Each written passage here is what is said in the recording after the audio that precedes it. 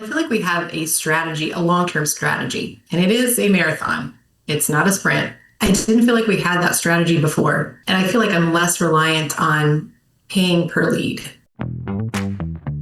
You're listening to the Endless Customers podcast, brought to you by the team at Impact. Endless Customers is the proven system to become the most known and trusted brand in your market. If you want to start to learn the principles of Endless Customers and how you can implement them in your business, pick up a copy of Endless Customers, a national bestseller wherever books are sold. Ready to start implementing Endless Customers in your business? Talk to Impact about how our coaching program can help you implement Endless Customers to success. And if you want to experience Endless Customers in person, do not miss our upcoming conference, Endless Customers Live, in Chicago, March 30th through April 1st, 2026. Registration is now open. And now, onto the show. Here's your host, Alex Winter.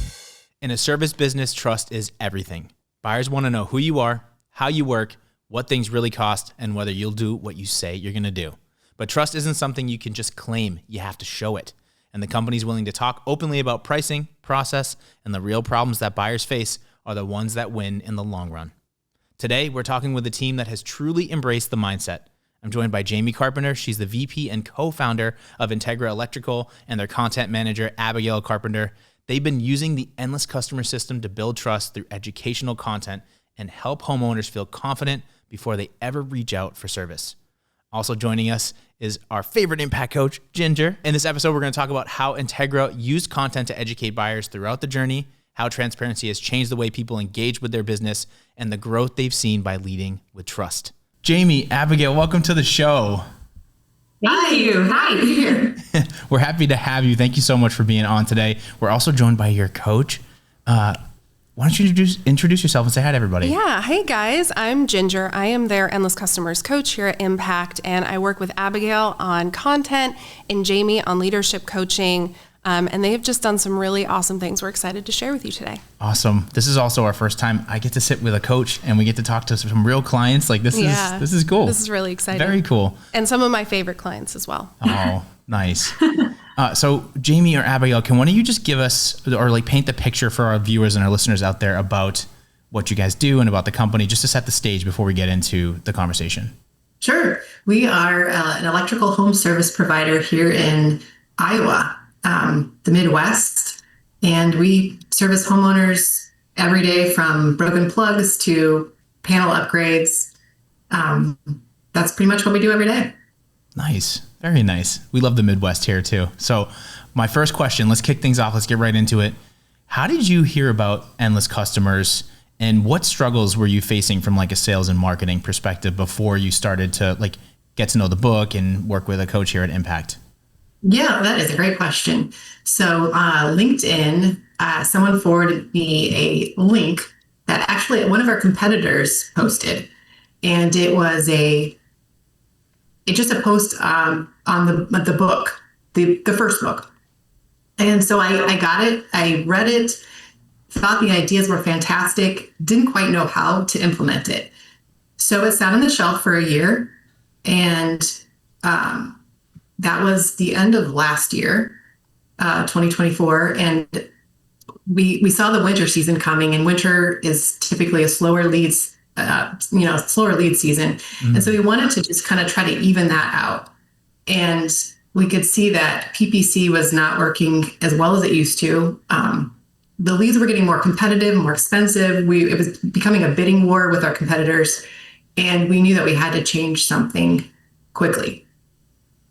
Yeah, that's slow season is a scary season.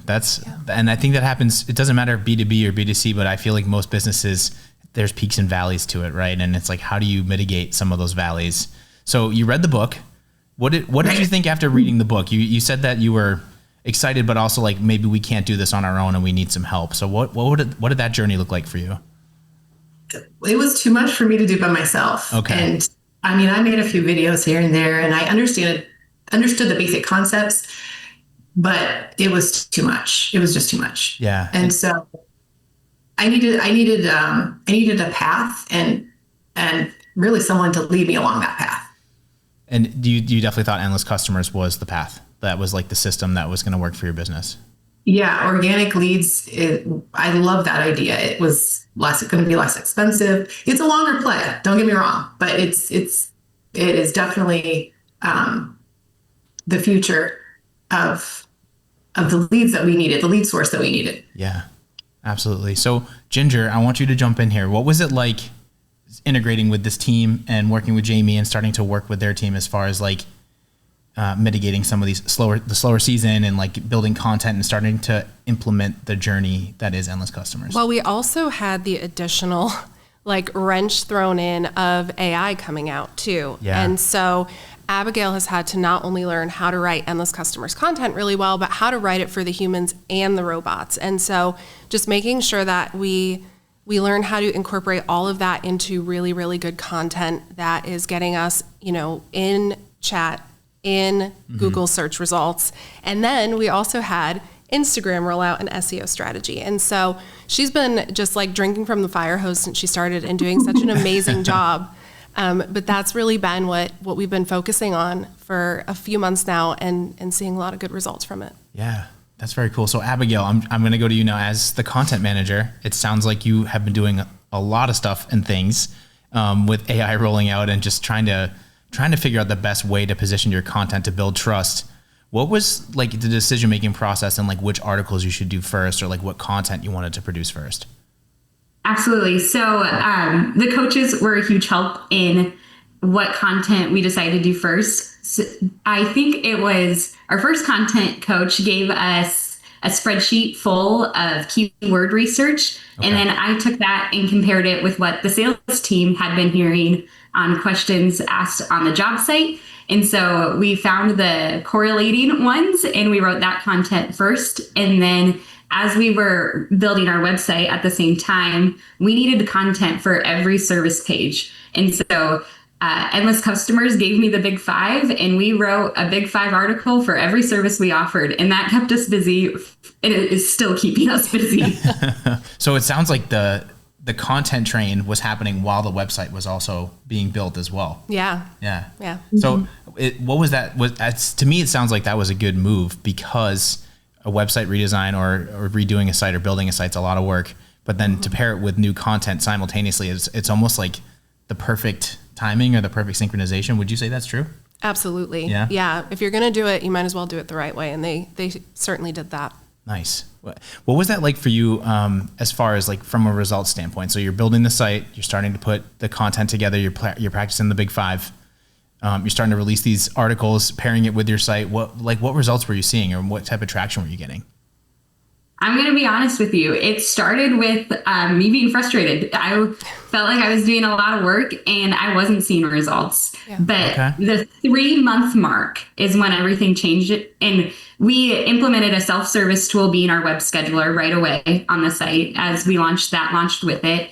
And it took about 3 months, and now we're having a web scheduler probably one every business day. And so that has been wonderful. But everybody told me I had to wait 3 months because the marketing world is new to me, and I did not know that. But I was frustrated in the beginning, and then it was like that 3-month mark came, and all of a sudden things were rolling out. That's really cool to hear, and I appreciate the honesty. It is frustrating because it's a lot of work, and when you put yourself out there and you put your work out there and you're not getting the results, it's aggravating. But it does take time to build that traction, and it sounds like you said you have someone filling out that self-service tool once a day now. Yeah, our web scheduler specifically. Okay. We have an appointment booked through it one a day. Wow, that's incredible. So Jamie, for the scheduler, how does that translate into business for you? So you have people that are scheduling appointments to talk to your sales team. What's that translate into from a business standpoint? That means less cold calling Nice. for our calling team, which is good. We still do it. It's still really helpful and important, but it takes a little bit of weight off their shoulders, which has been really good. So Jamie, how have buyers responded to this, like the shift? So like what you're doing before, you implemented Endless Customers, the website's rolling, content's rolling from Abigail. What are you seeing from a buyer perspective that's changed? I can jump in here because I'm not sure I can answer. Okay. I'll just share one specific story. We had a customer a few weeks ago, Larry. His name was Larry, and shout out to Larry. Shout out to Larry. He was a previous customer of ours, so not a new lead generation, but we sent out an email blast promoting another self-service tool on our website that Impact and our wonderful coach Janet helped us build. And that was our home electrical safety assessment. And we, with the help of Ginger, we sent out an email to all of our customers saying, hey, check out this email and use this tool to see the safety of your home. Larry responded to that email, clicked on our CTA. He filled out the tool, took the assessment, and his results were probably a little alarming to him. And on the results page, he got a price guide option saying, hey, it looks like you have some things to fix. Why don't you check out some prices? He downloaded that price guide, which led him to our web scheduler, another self-service tool. And he booked an appointment. And by the time our technicians got there, he said he was ready to buy. And he said, I just want to get my home safe and up to date. And it was an easy sale. That's the dream scenario, isn't it? That is. And we noticed that the other day too, that a lot of their clients are doing the dream scenario now. They're going through a bunch of articles, they're self-educating, and they're coming to them more prepared. That is amazing. And I'll take on to that now that Abby got my juices flowing. Because I see more of the end result than the process. And so I'm monitoring reviews. And so what I see in reviews consistently is customers feel educated and they feel like they understand the process better, which is definitely a plus. Yeah. Reviews are, especially in service industries, you live and die by those things. So it's really important to make sure that your reviews are good and that it's nice to hear that you're monitoring them. How do you handle reviews? Are you like engaging with everyone that you get, or like, I'm just curious, and I'm sure people out there listening want to know too, like what's the policy or how do you handle reviews on a daily, weekly basis? I look at them every day. Yeah. And somebody here in our office responds, but I'm definitely aware. Nice. And on the front end, we have all of our team members asking for reviews. There's no shame in when we're proud of our service to ask our customers to leave a review, and we have a great review response on that. So yeah, especially with AI these days, I feel like reviews have always been important, at least in my opinion, but now more than ever, that's like how people are measuring, and these AI tools are measuring. Yeah, absolutely. Worth of companies. Yeah. Are you seeing that? Is that like a typical focus point for you when you're coaching? Oh yeah. We actually had asked chat why they wouldn't recommend Integra, and it's because they needed more positive Yelp reviews. And so all of these platforms that you kind of forget exist. Sorry guys, I know. Well, it's like Reddit. Take it back. Wait, because they needed more reviews on a how do I reword that for you, Jamie? It's true.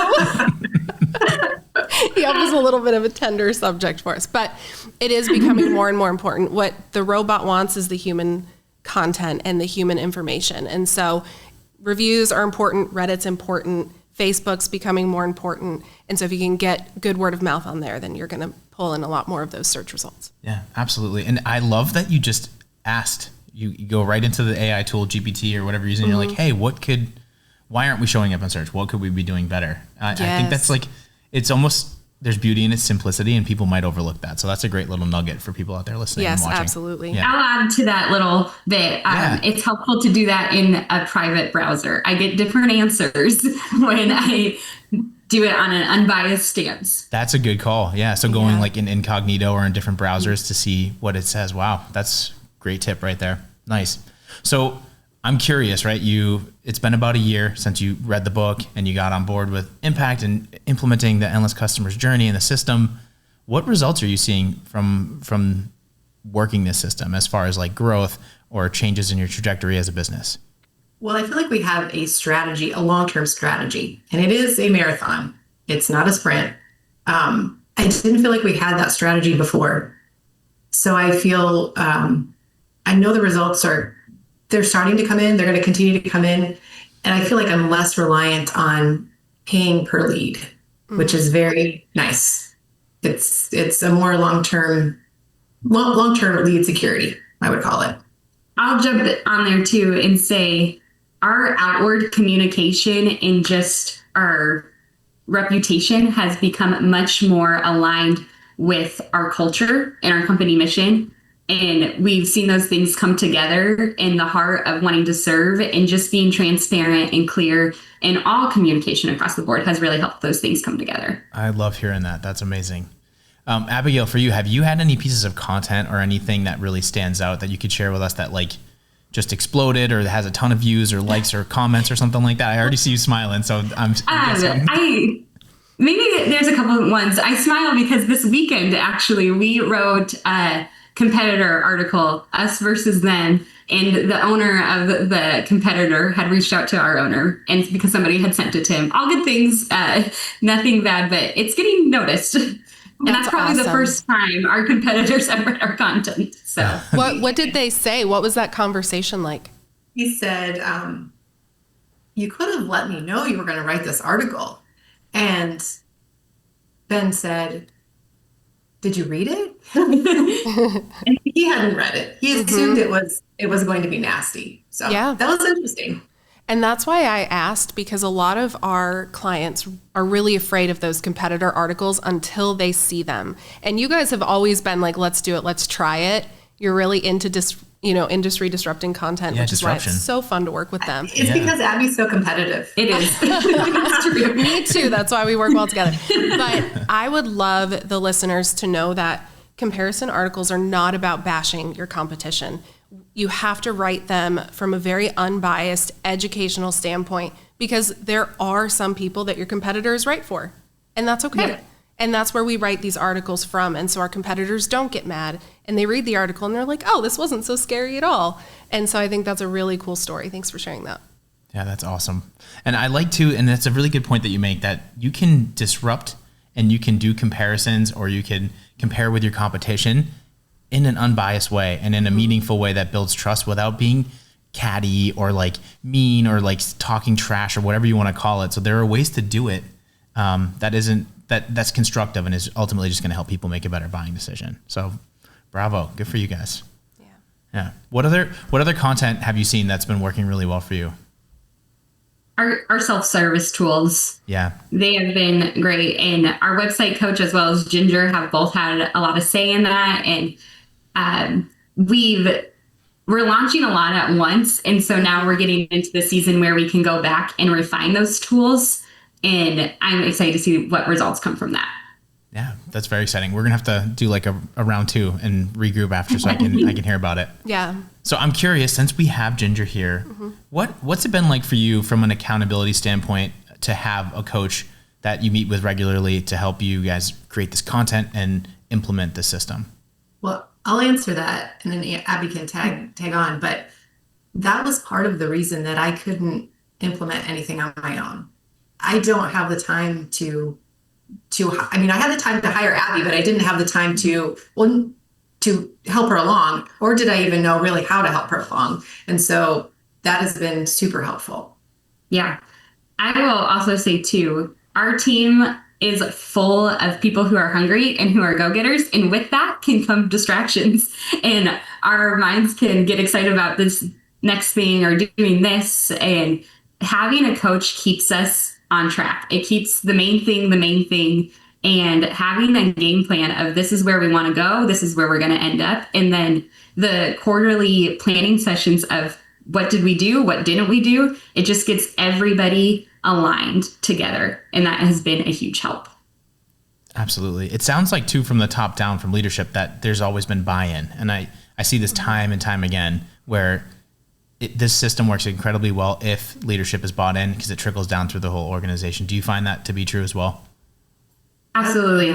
I would say if there is anything with buy-in, issues with it, bring your people to Impact Live. That was huge for us. And we were all bought in, but we got a new excitement from it too, going to that together as a team. And it was just me, the content manager, and our 2 owners, and we had a lot of fun. That's a really good shout. So Impact Live, which is now Endless Customers Live. Yes, thank you. No, you're good. You're good. We rebranded Endless Customers Live. It happens twice a year.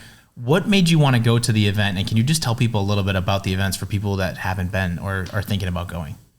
You bought us tickets. Well, we really wanted to go to Connecticut, I think, right? We've never been to Connecticut, so no. Nobody has said that before. I was going to say, nobody has said that before. It is nice in Connecticut. I did want to go to Connecticut. You did? Okay. I think that we knew that we needed a little bit more alignment. and we needed to get everybody on the same page and to remember why we signed up to begin with. Yeah. We were sitting in the airport because we got a flight delayed, and our owner, who is also my father-in-law, asked me, what do you want most out of this conference? And I said, to get you 100% on board. And that's what we ended with. So, Oh, he came back with so much enthusiasm to be a part of the process, and maybe a little too, but that's why you have a coach. You know, we set the priorities and we rein him in, but no, it was really cool to see the level of enthusiasm that he came back with from that. That's amazing. Yeah. There's a lot of energy there, and it's also great to rub elbows with other people in different industries and it's like an incubator for ideas, I think. So it's just a lot of fun and definitely a lot of key takeaways that you can bring right back and start implementing. Yeah. and we won some giveaways, so that was a lot of fun too. Right. Because Abby apparently is a really good poker player. Okay. First time in my life. I was going to say, I didn't see you. I was shooting craps, so we were at different tables, I guess. Yeah. Nice. Will you be coming to the event in Chicago in the spring? That's the plan. That's the plan. Awesome. Yay. Awesome. So what advice would you give to other businesses out there that are thinking, maybe they read the book and they're like, this is cool, and they're feeling the same way that you did, Jamie, where they're like, I'm busy, I got a lot going on, I don't have time to implement this or do it correctly, and I can't onboard people because I'm not a specialist in this. Like, what would you tell them to try to give them the push into the right direction? There is nothing that I've had to do on my own, or either one of us have had to do on our own. And that has been a big deal. I think that's pretty much it. I felt like a weight was off my shoulders, that I didn't have to know how to do all of these things that I had no idea how to do. I didn't have to teach myself. Somebody's always a phone call or an email away. So it's been good. That's great to hear. How about for you? And Jamie mentioned it earlier that it's a marathon, not a sprint. And I mentioned waiting the 3 months. And I would say within that time of frustration and discouragement, don't be afraid to be honest with your coaches about that, because of just, hey, I feel like I'm trying and nothing's happening. They are always there to be like, you got this, look at this. This is why we know we're going in the right direction, and show you that data you might have not noticed otherwise. Would you say that there's ROI in your investment? Because this system in working with Impact is a pretty sizable investment for companies out there. So do you think the juice is worth the squeeze? So far, yes. And I honestly, I cannot show you that in numbers. We haven't even been on for a year yet. Okay. So, but I see it coming. I can see the traction. That's exciting. Yeah. Is there anything else that we haven't talked about that we should cover, Ginger? I mean, I'm sure there's like a million things. I would like to know, what are you guys most excited about? We're coming up on our next planning session. What are you most excited over the next 3 to 4 months? I don't think it might not be happen in the next 3 to 4 months, but definitely within this next year, I think a videographer is joining our team, and I am excited about that. Partially because I don't like video editing, and another side, I think we're going to be able to do a lot with it. Yeah. How about you, Jamie? That's a good one. That's a really good one. I'm really looking forward to coming up on our slow season to see what happens. And I think, it's a little scary, but I'm kind of excited to see what happens. Nice. That's like the best answer I could have hoped for, because in the scary, you have hope. Like the data's there and it's giving you hope. And I think that's a huge one. Yeah. It's relatable too, because again, peaks and valleys, every business I think can relate to that in some shape or form or fashion. Right. Yeah. And it is scary. It's really scary, but to have a system and to be on the journey and hope that it's going to change it, and that there is a shift in your content. You have a new website. There's all these wonderful things happening. You're building so much trust with your buyers. I think hopefully it won't be as slow. Yeah. Hopefully it'll be busy. And I want to add one more thing. Yeah, please. The investment in our website, in this whole process of bringing it in-house, is going to make it so much less expensive. Mm-hmm. And I wish I could tell that to every owner, because that's just what it's going to be. We've hired so many marketing companies and fired so many marketing companies because they couldn't bring in the leads, and having it here in-house where we have control over it, is going to be a game changer. I love that. That is, I couldn't agree with you more. When you spend a lot of money on agencies and marketing plans and paid promotions and it doesn't work, there's nothing more frustrating than that because you're spending, it's expensive. You're spending a lot of money and you're not getting the results that you need. So to have the control, I just think that's invaluable. Yeah. And to learn what levers, right? Like that was a lot of our conversations in the early days was I don't know what levers to pull. I don't know what's working and how to make it better. Mm-hmm. And we're using the data and the self-service tools to really figure that out. And we're starting to be able to say, do more of this fire extinguisher promotion. It's working really well. And understanding the data so that when you guys graduate from coaching, you'll know exactly what to do more or less of to get the results that you're after. I'm going to ask you a question. I'm curious. Where do you see yourself in a year from now or in 3 years from now? So like thinking about your client mix and where you're currently at in current state, where do you see yourself in a few years? And like, what's the goal? Well, I'm a little competitive too. So I will say, and maybe I shouldn't say this because I'm not sure who's going to watch this video, but I would see us owning the online market for sure. And being so far ahead that people cannot, or competitors can't catch up, or it'll take them a while. Mm-hmm. How about from a content standpoint, Abigail? How do you see that? Because you mentioned a videographer coming on, which must be super exciting for you. Yeah. Where do you see that going over the next year or two? I see us becoming a media company. I really do. I think for my role specifically, we will maybe have a part-time content writer and a videographer as well and continue to develop our team. And I say media company because we will have a team on it.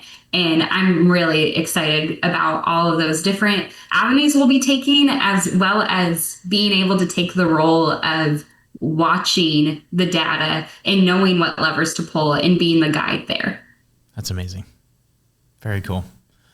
Thank you for sharing your story. Any closing thoughts or anything before we wrap up? Don't be afraid to write comparison articles. Don't be afraid to write industry disrupting content.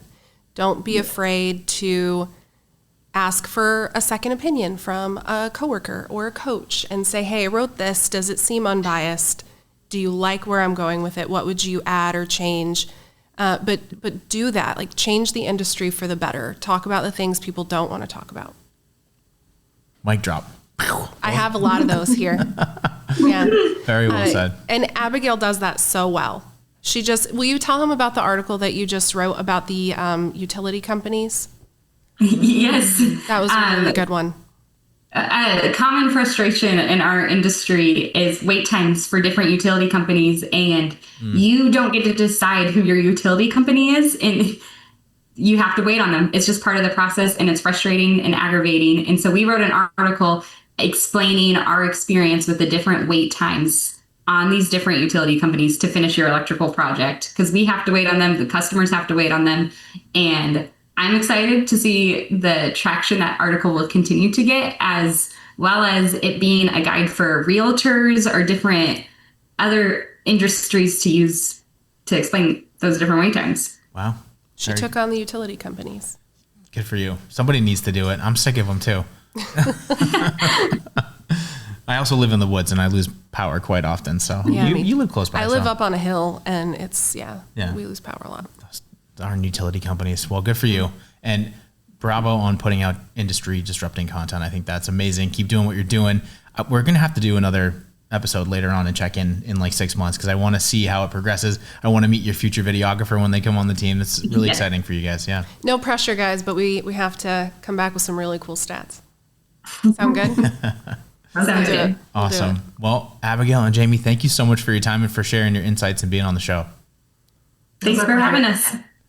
All right. Bye, guys. Ginger, you too. Thanks for being here. Thank you. Anytime. All right. Well, for everybody out there watching and listening, this is Endless Customers. I'm your host, Alex. We'll see you on the next episode.